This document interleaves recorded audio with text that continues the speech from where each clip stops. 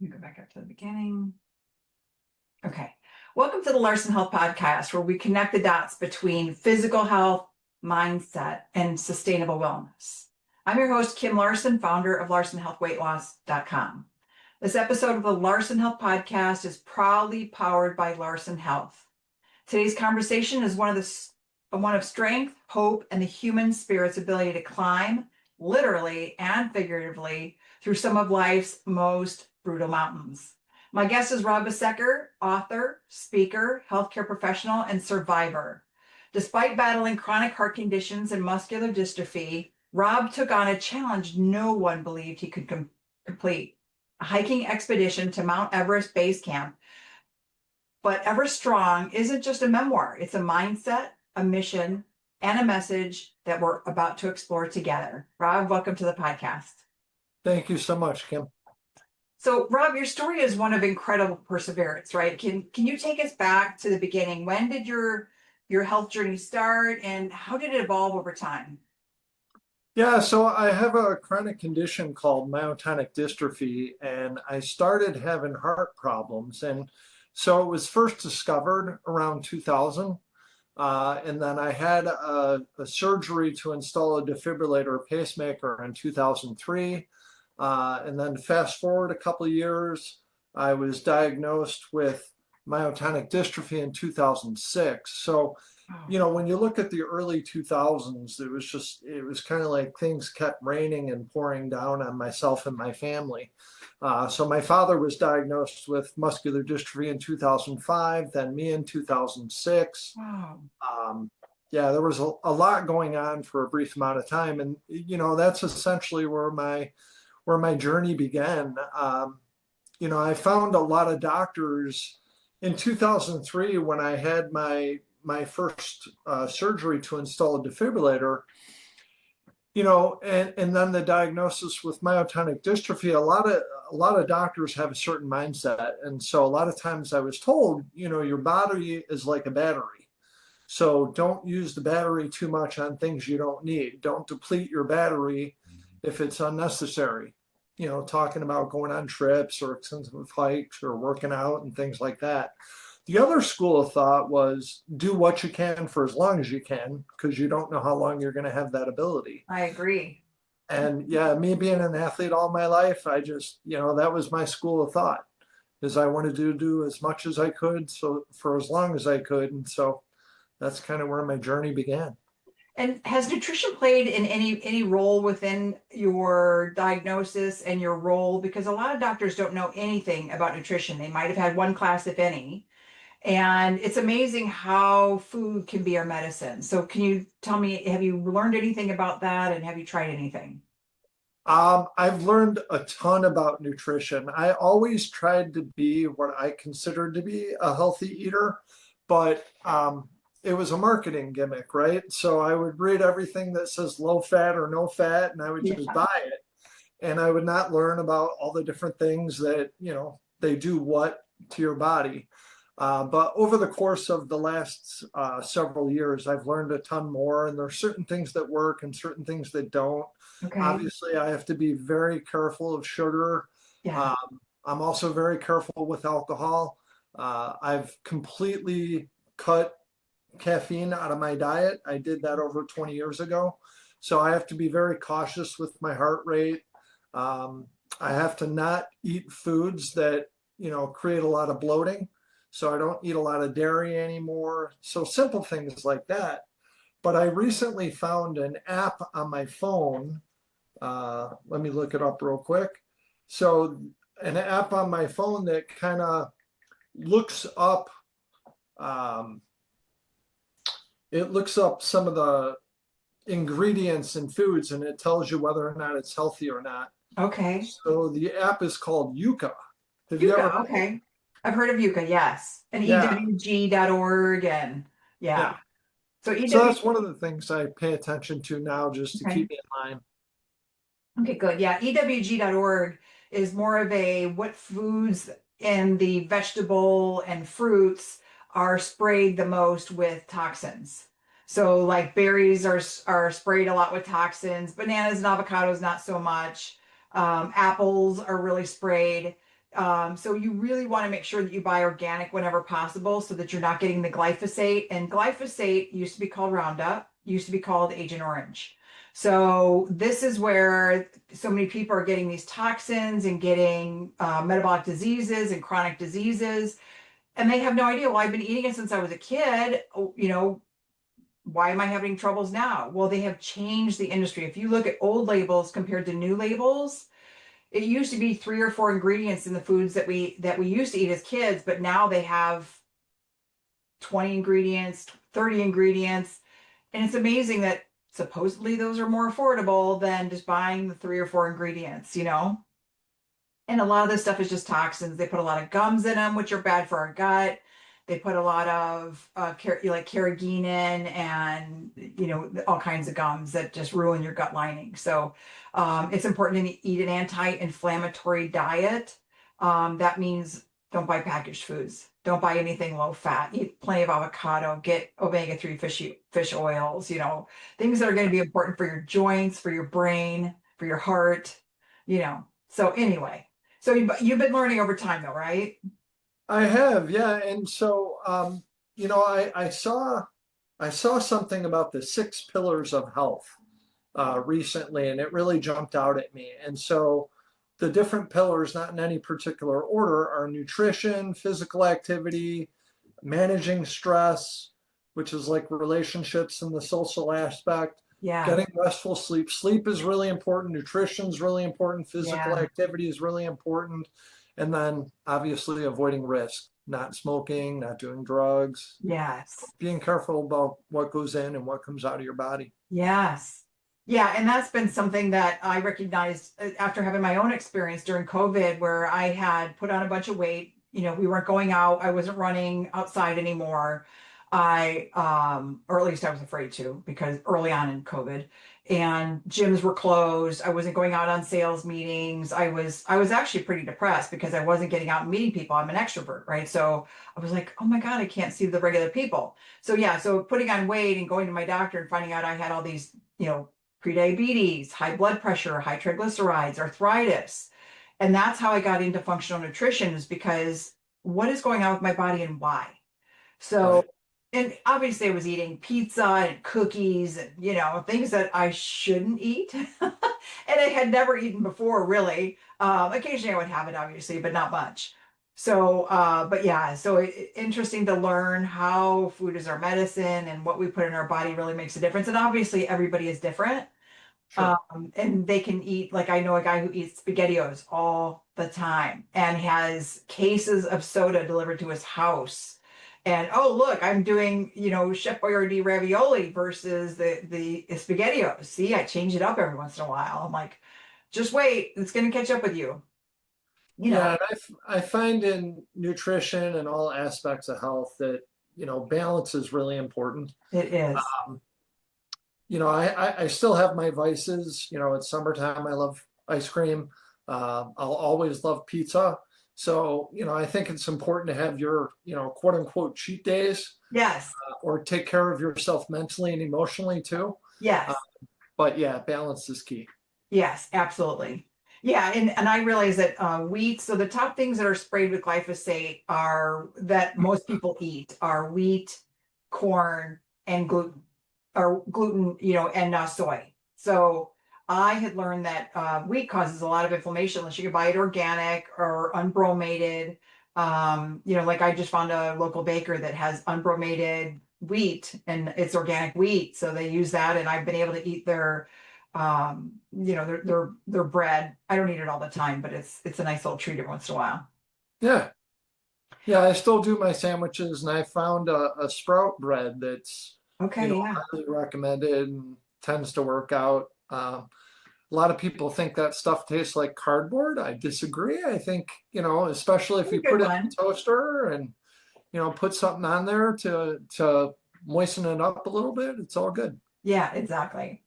So you were an athlete, a scholar, and a leader early on. So what was it like to navigate, the chronic illness in the midst of such potential?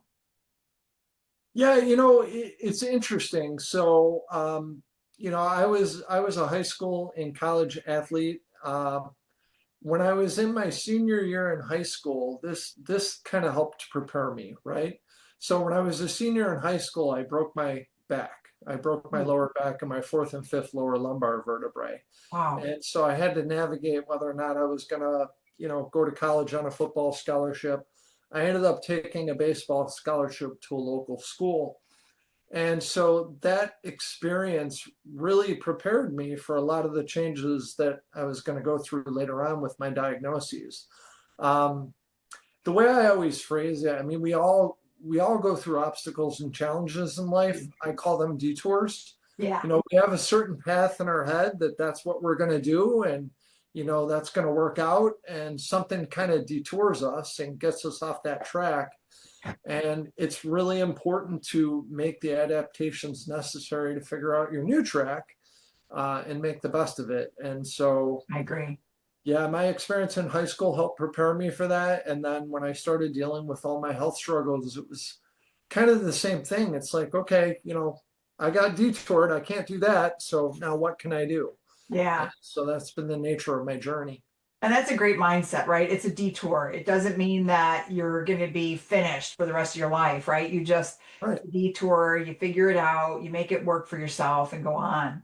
So in 2011, your body endured like unimaginable trauma, right? ICD shocks, multiple surgeries, even a collapsed lung. So how did you find the strength to keep going? I love that question. And so I oftentimes kind of propose another question in response to that.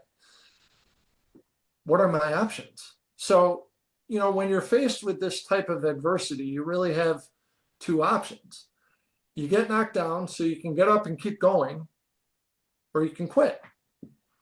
And quitting has just never been an option for me. I'm always going to find a way to struggle through it. I'm always going to find things. I think it's important to have goals and aspirations. I agree. And I've always tried to connect with, what can I do? It's the whole detour thing, right? Like, okay, if I can't go to A, then maybe I can go to B. And so, I know we're going to talk about more about Everest, but that's where it came from. Okay. Just trying to find other things to kind of put our energy into and be successful. And where do you think this came from? Because, some people will have an experience like that and they will collapse. They can't get their brain around what do I do next? How do I do this? How do I, you know, create some place that I can grow? I can learn from this. So what do you think? How did that work for you? Yeah, so I mean, for me, I've always been an athlete. I've always been somebody who aspired to do more, but yeah, it's really easy to get depressed when you're going through all these changes and all these conditions. And for me, I found a lot of my strength in other people. So, I talked about the six pillars of health, and one of them is relationships and the social aspect. And so, I've connected myself with a lot of different support groups for some of my different illnesses and, reaching out to doctors and, obviously talking to you about nutrition. There's so many people that you can gain knowledge from. Yes. And, that's always given me strength. Yeah. Uh, and you hear different ideas. So, like when we talk about, my excursion to Mount Everest Base Camp, like I didn't grow up as a kid wanting to go to Mount Everest, and I didn't grow up as a kid being a big hiker. It was just something that happened. And so, when my father was diagnosed with muscular dystrophy and he was going through all of his changes with his diagnosis, my father was one of those people that kind of stopped wanting to do anything. Oh, He really? stopped wanting Okay. to, yeah, he didn't want to go out in public. He didn't want to go to ball games. He didn't want to do anything. And so I really wanted to do the opposite of that just because I saw how unhappy he was. I wanted to make the changes. And just through opportunity, I've always been a big traveler. And Okay. I used to work for the airlines when I was younger. And so I had gotten to the point where I'd been to a lot of different continents. And so in 2009, I did a trip to Asia. I took a Southeast Asia cruise. And that was my sixth continent. And then I decided, okay, in 2010, I wanted to go to my seventh continent. So I did a trip to Antarctica. And while I was actually on the trip to Antarctica, one of the speakers we had on this cruise was Peter Hillary, the son Okay. of Sir Edmund Hillary, the first to ever summit Mount Everest. So Okay. that's when I started hearing some of the first stories about Everest. I mean, I knew it was the tallest mountain in the world, but I didn't know where Nepal was. I didn't realize it was nestled, right next to China and Tibet and all that stuff. Like I had no idea the geography. Um, so that kind of introduced me. And then in 2011, like you said, I had 5 cardiac surgeries. God. A lot of people could not figure out what was wrong, what was going on with my heart. Nobody expected me to make a full recovery. So I went through a year of transition in 2011, but then in 2012, I began that recovery. And so my sister and I both work in the healthcare industry. Okay. And so she had learned about a trip that physicians were doing to Everest Base Camp. And Okay. so I went to my doctors in 2013 and said, hey, I want to do this trip to Mount Everest Base Camp. What do you think? And, the going consensus was, are you nuts? And everybody told me no for a variety of reasons. They told me no, I couldn't do Everest. So in 2013, I didn't do Everest, but I don't like being told what I can and cannot do. Right. So it really fueled my spirit again to, all right, how can I do this? And I want to be intelligent. Like, I don't want to put myself in harm's way. I don't want to take unnecessary risks, but I want to continue to live my life. Yes, And absolutely. so I started talking to the doctors and going back and forth. These are the potential problems. This is how to resolve these issues or avoid these issues. Okay. So for 2 years, I trained and I kept speaking with various healthcare professionals on, what modifications I can make to the trip. And finally, I got permission to go to Mount Everest in 2015, and it was awesome. It was wonderful. And now you're planning another 10-year anniversary trip, right? I am. So, again, I talk about detours, right? So I did Everest in 2015. And then, so my hope was to do a hike up the Inca Trail to Machu Picchu in 2020. But as you know, in 2020, we went through COVID.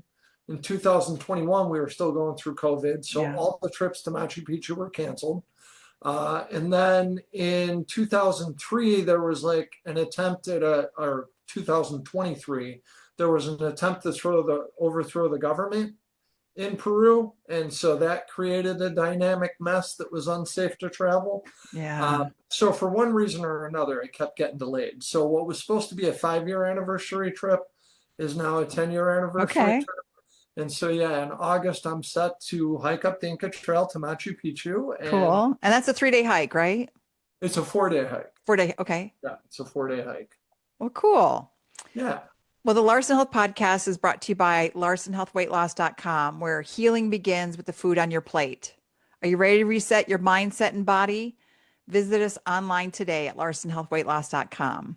We're here with Rob Besecker, whose story is redefining what it means to be strong. So, Rob, you went on to earn your MBA, work in healthcare, and lead major initiatives in hospice care. So, what fuels your desire, to keep achieving despite health setbacks? Yeah, a lot of it's been a personal mindset. And, again, one of the questions is, what other options do we have? I want to enjoy my life. And, finding things that you enjoy can sometimes be difficult, especially when you have a lot of these obstacles you have to overcome. But I think it's still possible, it's still doable. Yes. And one of the things I learned in life, like if life is a train, and it's just going around in a constant circle around the world. It's like sometimes we get knocked off the train for a little bit. And again, our option is to get back on the train and keep going, or we can stay off the train because the circle of life is going to continue, right? Yes. And that train is going to keep moving whether we get on or get off. Yeah. So I just find it a lot more enjoyable and a lot more beneficial to be on the train.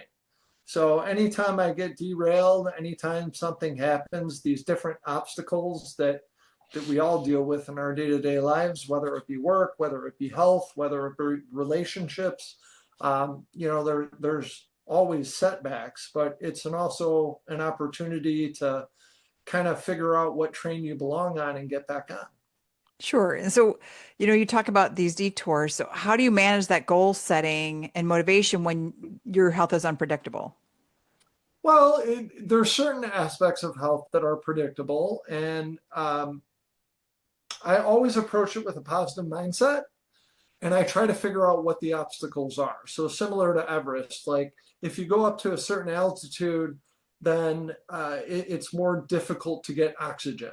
Oxygen is highly depleted at altitude. So it's like, okay, well, what if I were to bring an oxygen tank?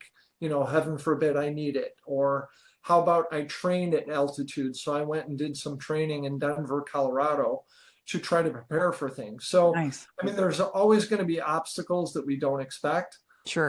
But by the same token, those are the detours. And whenever you're faced with a new situation, you talk to professionals in the field, you try to figure out what various options there are.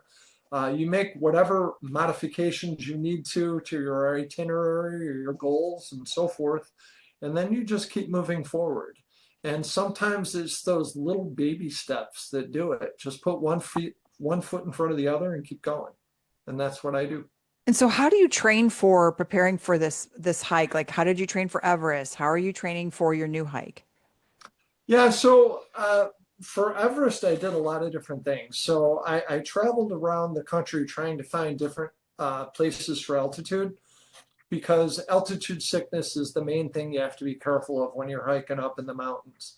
Because with any hike, with any athletic activity, obviously talk to your doctor first, make sure it's safe, but then go slowly and be mindful of your body. Your body kind of tells you what it can handle and what it can't handle. Yes. So you just keep building up and building slowly, right? And so I traveled around the country and I hiked at various altitudes. So, here in the Midwest, we're pretty much at water level, Yeah. maybe a little bit above, right? And then I went out to 3,000 feet.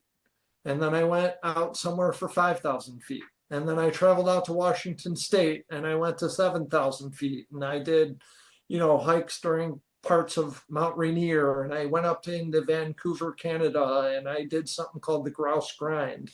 And then I came back in the True Testament to prepare was I wanted to hike one of the 14ers out in Colorado. So Okay. I flew out to Colorado for a week so I could do a week of training at altitude. And it was simple things, really. You're just doing it at altitude, but I walked on a treadmill.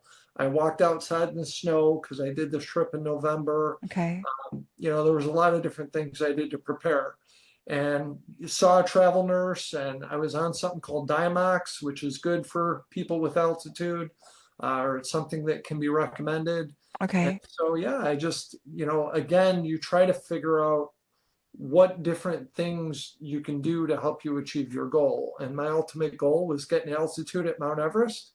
And so right now I'm doing a lot of the same types of things and preparing for Machu Picchu. So I do daily hikes.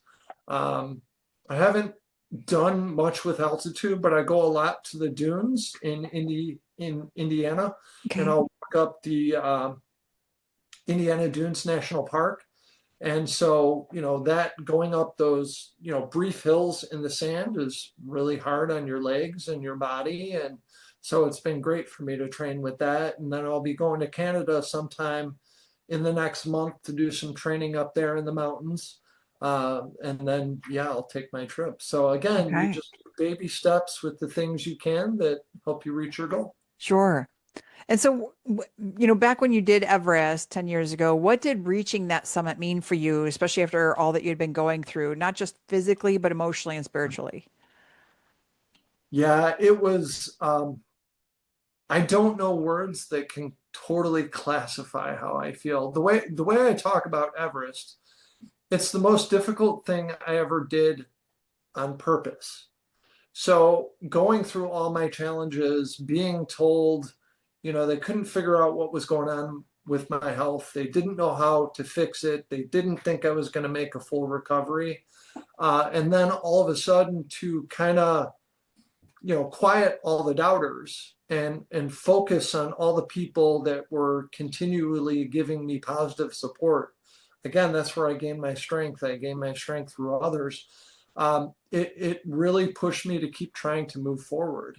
And so when I finally got to Everest Base Camp, it was the most awesome experience ever. And a lot of times it's about the people we meet on the way during our journeys. So in 2010, I had the opportunity to meet Peter Hillary. You know, again, Everest legend. His father was the first to ever summit Mount Everest and return alive. And he did it with someone called Gemling Norgay. And so Peter Hillary is Sir Edmund Hillary's oldest child. And Okay. then I had the ability to meet Jamling Norgay, who was his father, was the Sherpa who accompanied Peter Hillary You're on the kidding. hike. So, like, I had the opportunity to meet both of these wonderful gentlemen that are just like travel legends and Mount Everest legends.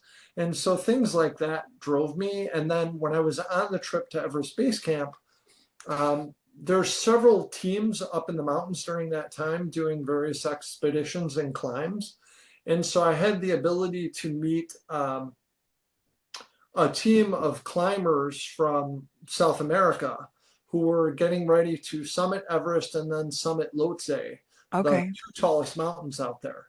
And so just, meeting these guys along the route and them learning about my story and my drive, like we worked as teams. And so the day I got to Everest Base Camp, like I will never forget this. I'm a big hugger. I love physical connection. And so the main climber on this expedition for them, this famous climber from Peru, came up to me and gave me the biggest bear hug ever. Ah, I love it. And it was just, so during my journey up to Mount Everest, unfortunately, I had a team of three, not including the Sherpas and guides that we had. And so my sister was on this expedition with us. She wanted to watch over me and make sure I was okay. And my sister actually suffered altitude sickness during the climb up to Everest Oh, Base Camp. So she unfortunately had to be medically evacuated down from the oh mountain. no. So I struggled with, do I continue? Do I continue to push forward and get to Everest Base Camp? Do I go down with her? And, there was a lot of struggles that took place. But when I finally got to Everest Base Camp and I got that bear hug, again, it was the most awesome thing ever. And words It's don't such a describe it. reward. Yeah, it was amazing. That's cool. It was absolutely amazing. So you're listening to the Larson Health Podcast with Rob Besecker. Get functional nutrition strategies and metabolic disease changing meals that support your body at larsonhealthweightloss.com. I'm your host, Kim Larson, and we're diving into a powerful conversation about hope, hardship, and healing with Rob Besecker. So, Rob, tell us about the earthquake that struck you while at Everest and how did it impact your journey and your outlook on life? Yeah, that's an interesting question. It's a lot to dissect in one question. So, we reached Everest Base Camp on, I believe, the 20th of March. Okay. And then, so, with altitude, when you're climbing up altitude, you try to be cognizant of altitude sickness. So you can only go up in smaller increments, right? So it took us 10 days to get from the mountain town of Lukla up to Everest Base Camp. Okay. But coming down, you don't have to be as mindful to the altitude sickness because you're going down in elevation. Okay. So we actually made it back from base camp to the mountain town of Lukla in the late afternoon, early evening of the 24th. Oh, okay. And So so two, is that two, no, 4 days back? 4 days back. Okay. Yeah, we made it back in 4 days. And then on the fifth day, the day we were actually supposed to fly back down out of the mountains of Lukla, is the day the earthquake hit. And Okay. we were sitting in a tea house and we were having lunch, getting ready for our flight back to Kathmandu. And the earthquake struck. And wow, what a jolting experience. I had never been through an earthquake before. And it was Uh, strong, wasn't it? It was very strong. Yeah, it was 7.8 on the Richter scale, I believe. Wow. Wow. And so, I mean, everybody in Nepal felt it. And in the mountain town of Lukla, like, so the mountains in Nepal were decimated. Uh, base camp had severe avalanches, and it was the worst loss of life at Everest Base Camp in its history as a result Really? of all this going on. And there were mudslides, and even Hmm. in the mountain town of Lukla, where I was, there were, some of the buildings came down and collapsed, and people were getting crushed by debris from either the mountains because there were, a lot of rocks reformulating and some of the different slides that occurred. So Wow. it was, I mean, it was jolting mentally, physically, emotionally. It was really tough. Again, how do I prepare for that? I've been Right. working in healthcare and I've been working in hospice and palliative care since 2007. And so I've experienced a lot of loss of life in my world. In 2009, my father passed away. Mm. In 2012, my mother passed away. And then so we did this expedition of Mount Everest Base Camp in 2015. So again, you draw back on your experiences to try to help you understand and move forward with whatever it is you're going through. Yeah. And so, yeah, I mean, it shaped my life tremendously. Yeah. Boy, that had to be hard to lose both your parents in such a short amount of time frame and with all the medical stuff you had going on. I mean, what a struggle. It was So, a decade of disaster for sure. yeah, yeah. And you But by took, the same token, it's also the circle of life, right? I mean, right. we all have our positive and negative experiences that shape us. And I truly believe that in every negative experience, there's almost always something good that can be found of it. And something to learn usually. Always, yeah. Yeah. And so when my parents struggled at the end of life, I had the opportunity to connect with them on a level that I really never experienced before. And I look at it like the circle of life. Like when you're born, when you're an infant, you need your parents to take care of you. That's Yes. that's how you survive. And the opportunity to repay that at the end of life when I'm now an adult and have the ability, and they're losing their ability to care for themselves. The ability to, kind of help them in that time is just, it was very gratifying. So that's the positive. That's cool. Uh, Obviously, I miss my parents. I love them, Yeah, but it's one of the detours of life, right? it is. Yes. So you talk about being forever strong. What does that phrase mean to you, especially in the work with hospice and healthcare? So initially, so I do a lot of plays on words and I love numbers. And so originally, forever, the word forever came from four because I was 40 when I did the hiking expedition to Mount Everest. Ever, because I was doing the hike to Everest Base Camp, so ever. And then strong, just remaining strong throughout life's challenges. So, what does forever strong mean? It means you're always making modifications, you're always setting goals, and you're making sure that they're realistic and achievable goals.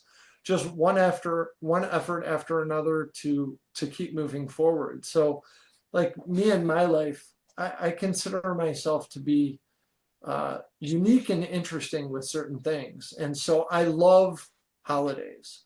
Okay. Like we have 365 days a year, and for the most part, they're kind of monotonous, right? You do the same thing a lot of times, work is the same a lot of times.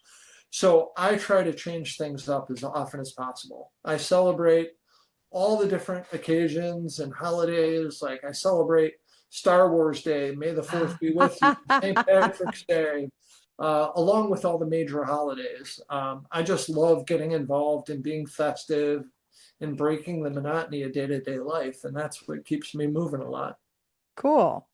That is really cool. I love Star Wars. So yeah, we love, May the 4th be with you. So all right, so what do you say to someone who feels like their diagnosis has disqualified them from living a meaningful life? Well, the first thing I'd say is I hear you. It's hard. And we need to kind of get in touch with our emotions and figure out what we're going through and how exactly it's affecting us. So the realization that you are going through something difficult is important. Like, this happens. Yeah, Uh, and the next thing is just try to figure out what are your loves in life? What do you love to do? Because I always find that there's something we can do. It doesn't matter if it's a movie, if it's a book, if it's a trip, if it's a climb, whatever our ability levels, whatever our interests are, we can find something to set our goals towards, set our mind towards. I And agree. I find that to be extremely imperative when we're moving forward because, the world has gotten very negative. In certain places. And I don't want to talk politics or anything like that, but a lot of times it's hard to find that motivation. And it's really important to surround yourself with positive people and focus I on agree. realistic, achievable goals and just take the very next step. I Don't worry agree. about the goal because the Start goal is great, small. but sometimes the journey to get to the goal is where a lot of this stuff happens. Yeah, it's like eating an elephant, right? You just got to take one bite at a time. It's a big project. I mean, I used to be in sales for calling on the elephant accounts, right? The large corporate Fortune 500 accounts. And you didn't just close an account like that overnight. You had to take baby steps. You had to learn about the account. You had to meet the people. You had to build those relationships, understand truly what they needed, and not try to sell them everything under the sun. You try to find a solution for what they need. So I think that's kind of like how it is for anybody in the who needs to face their health, whether it be because of a disease or whether they had a car accident or muscular dystrophy. How am I going to overcome this? Let's take the first step. And that's how it goes, right? Yeah, and a lot of times, the biggest thing is just figuring out what we enjoy and what makes us passionate, and then just go that direction. Yes, I agree. Cool. So what do you say to someone who sorry, I asked you that. Ah, it's This, all right. this segment is powered by Larson Health and LarsonHealthWeightLoss.com. You want to restore your energy, reduce inflammation, heal from the inside out? Check out our 4-week Food is Medicine program today. So thank you for sticking with us. Rob Besecker has been sharing his incredible story of triumph over adversity, and we're closing with some final insights. So, for someone who's just received a life altering diagnosis, what's the first mindset shift you recommend?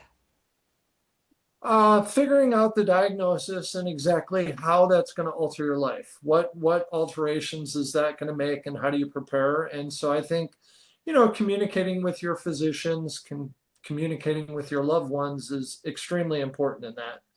And then once you figure out what direction we kind of anticipate things going, making modifications to our goals and choices and kind of finding ways to adapt to that. And yeah, I mean, that's what I've always done in my life. That's what I did for Everest. That's what I'm doing for Machu Picchu. It's not always easy, but it can always be done.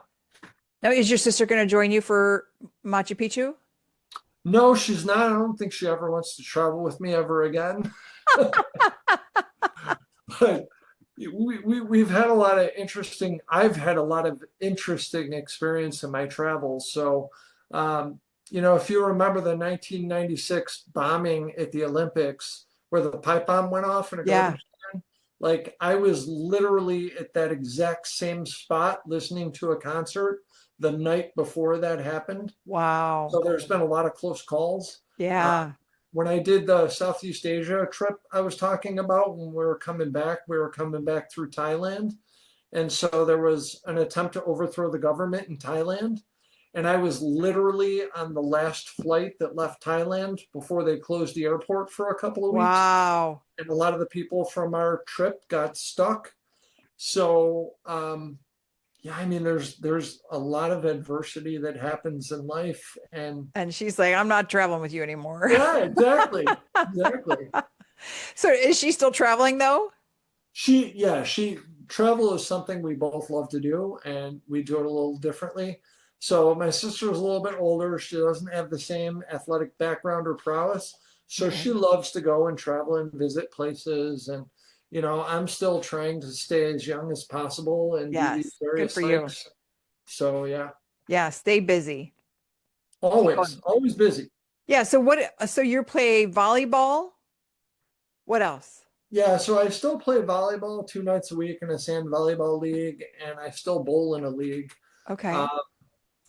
so some of the modifications, like I'm a huge baseball and football player. I was supposed to go to college on a football scholarship. After I broke my back, I ended up Right. going to college on a baseball scholarship. So I played flag football and softball for years, but I gave that up about 10 years ago. After I went through all the surgeries in 2011 and a lot of the question marks, those were the two sports I kind of discontinued because my body wasn't recovering as well. But I've still found myself able to play volleyball, um, not necessarily at a high level, but you know, beggars can't be choosers. Hey, you're still playing. You're still getting out there and being active. Absolutely. It's a way to get out and enjoy yourself and spend some time with friends, and then bowling. So I still get my competitive edge by competing in these, sports. Yeah. Uh, yeah. So Cool. So what's next for you? Are you have any new projects or speaking events or goals on the horizon other than your hike? yeah, so there's always stuff going on, right? And yeah, I'll never run out of goals. So interesting thing about me, I've been to all 7 continents. I wanted to go to all 50 US states. I've been to all 50 US states. I am a big baseball and football lover, so I've been to a home game at every Major League Baseball stadium and a home game at every NFL football stadium. Cool. So my new goal, so I really want to do this trip to Machu Picchu, Hmm. and I also want to travel to all the U.S. national parks. So right now, I think there's 64 dedicated U.S. national parks, and I've probably been to about 30. Okay. And like every one of them is wonderful and offers something unique and different. And it's been interesting to explore those. Yeah. And so I look forward to continuing in that journey. And do you have any new projects or speaking events? So there's been a lot of questions as to whether or not I would write a book. So And you have again, one book out already. I do. So in reference to my first book, I never grew up and intended on writing a book. That was never my aspiration. But because of the uniqueness of all my situations, several of my doctors recommend that I write a book and try to reach out to other people. So again, I gained my strength through others. I love working with everybody else. That's why I work in hospice care. That's how I got involved in the healthcare industry. That's why I do various support groups, and I just try to get involved with as many people as I can because I feel sharing my story helps people move forward. I And so agree. that's something I always wanted to do. And so, yeah, I'll continue to do that. And so I can't remember what the original question was. I'm sorry. Oh, just for, what your new project speaking events. Oh yeah, yeah, yeah. So I was encouraged to write my first book, and I didn't realize how beneficial it would be for me to write the book. I wrote the book to try to help others, but in going back through some of the things that I survived and lived with, it also helped me heal. Yeah. Because a lot of times to get through a situation, you kind of just put it off to the side and move forward. You need to talk about it. You need to get it out. Yeah, you really got to face it and Yeah. figure out how it impacts you. And so I've thought a lot about writing a secondary book. I've put a lot of thought and time into trying to figure out what direction that would go. And I talk about relationships and how important our relationships are. And I had always joked. So when I was writing my first book, when I was looking for, kind of like the beginning and ending point, I recognized, a lot of my troubles were heart related, and I was still single. And so I thought, wow, what would be more inspiring than the end of my book being falling in love and getting married? Yeah. So the joke is, well, that still hasn't happened yet. But we can continue to push forward and find other goals. So, Yeah. um, yeah. And you can keep aspiring to find that goal. So I wouldn't Always. give up on that, right? Never, never, never, never give up on any goals. Right. And finally, how can our listeners get a copy of Everest Strong and stay connected with your mission?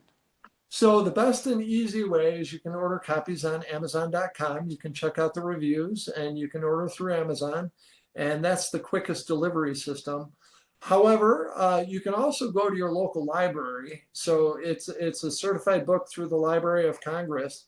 So any library can gain access to it. And if you go into your local library and say you'd like it, they might not have it on hand, but they'll usually order a copy for you and you can get it there as well. Cool.